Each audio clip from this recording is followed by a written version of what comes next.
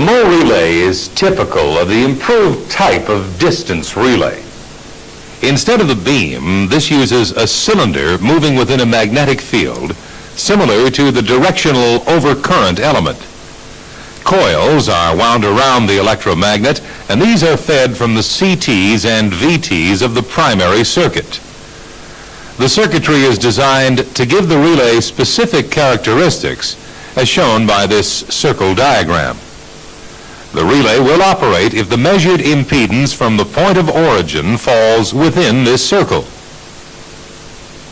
The main feature of this relay is that maximum closing force of the relay occurs when the impedance is at a specific phase angle, usually about 60 degrees. This is similar to the phase angle of the line conductor impedance. The result of this characteristic is that as the impedance phase angle changes, let us say becomes smaller, then the unit will operate only for a lower impedance, that is, a higher level of current. This means that it is less susceptible to incorrect operation due to the load impedance, which can cause the relay's impedance to have a very low phase angle down here. Remember, this unit will only operate for faults within the circle. However, in some cases, we may actually want the relay to operate as a backup for close-in faults upstream. In this case, the characteristic can be offset like this, so that it will operate for very low impedance in the reverse direction. For example, a phase fault upstream but close to the bus would provide a very low impedance and probably fall within the circle here and so trip the breaker. For second zone protection, the second element can be offset like this. Again, because of the relatively narrow band, it is well outside of the load impedance. Phase to ground faults, especially on short lines, provide a particular problem for the distance relay. The arc often contains considerable resistance, so reducing the phase angle of the measured impedance. It also increases the magnitude of the impedance. Consequently, even if the fault is only halfway along the line, the measured impedance often falls outside the operating circle. A common method of getting around this problem is to install relays which measure reactance only. The operating characteristic is shown by this horizontal line.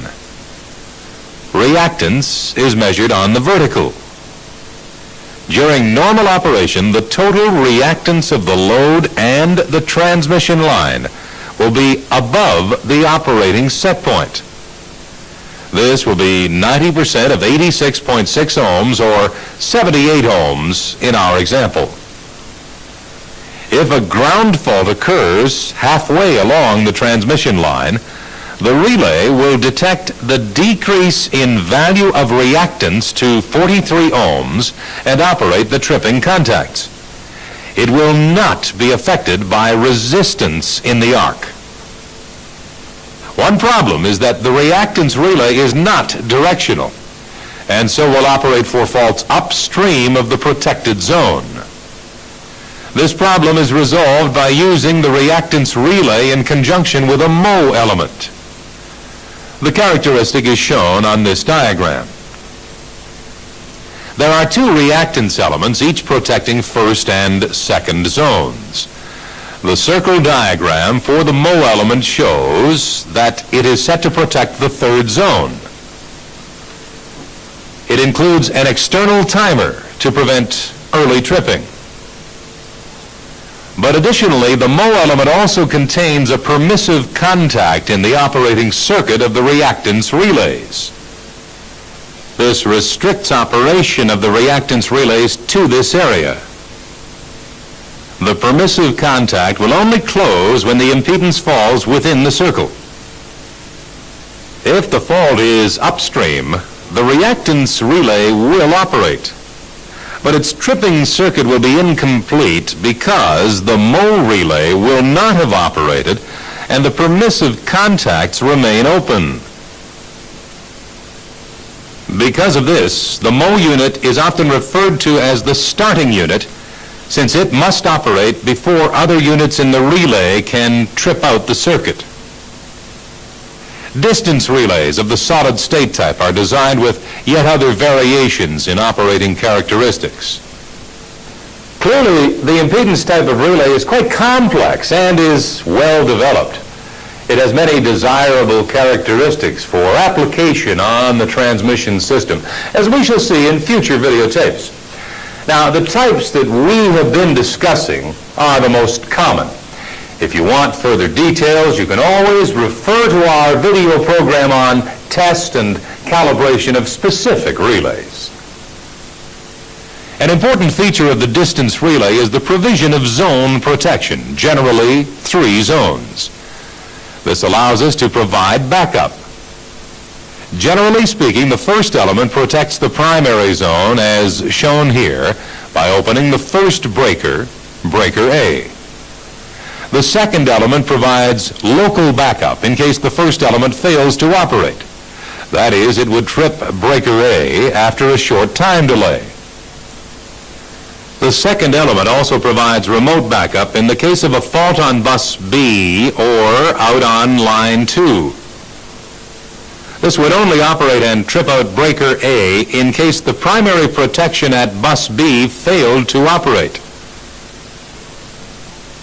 Similarly, Zone 3 protection is provided as remote backup for faults along the remainder of transmission line 2 and on into line 3. Also, for protection of line 1, a set of distance relays will be installed at bus B looking towards A. The first zone elements overlap, and a fault occurring within this zone would cause the instantaneous operation of both relays and the opening of both breakers. Now, for a fault in the last 10% of line 1, breaker B trips instantaneously, but we would have to wait for zone 2 clearing at A. Remember, remote backup will isolate a greater part of the system and perhaps cause outage to a greater number of customers. Also, there may be more damage and system shock. In this context, intertripping using various communication channels could be used. We'll discuss this in future tapes. Nowadays, more emphasis is being placed on local backup. Several types of protection are provided for each zone, and frequently a duplicate, so-called redundant installation of identical relays is provided. This would be fed by separate CTs and a separate source of DC tripping current. This in turn will be fed to separate tripping coils within the breakers.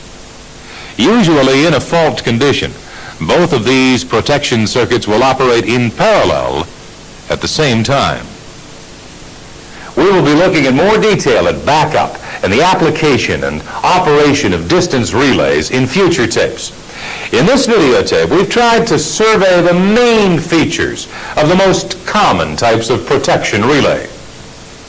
Of course, there are other types of relays, such as frequency relays, negative phase sequence relays, as well as many others which we have yet to discuss. But don't worry, we'll get to these in due course. Now that we have a good understanding of how relays work, we'll be looking at some of the basic technology of protection in the next tape, before moving on to study specific applications.